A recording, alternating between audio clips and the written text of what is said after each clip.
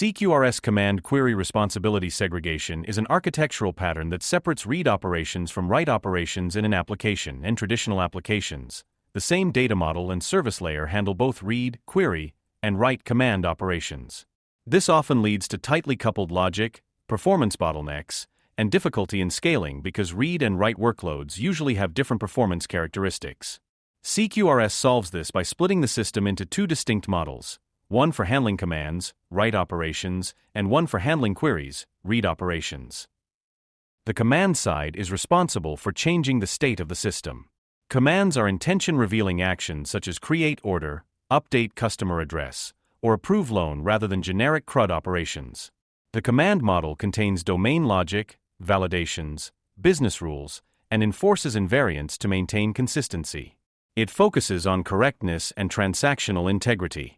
Typically, commands do not return data except success or failure status.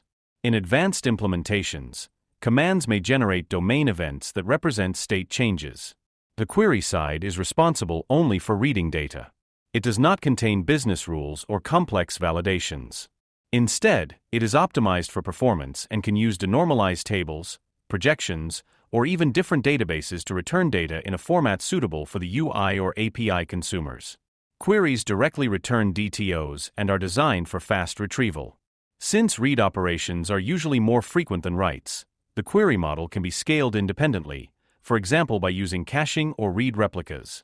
At a senior level, it is important to understand that CQRS increases system complexity. It may introduce eventual consistency when read and write models are separated physically.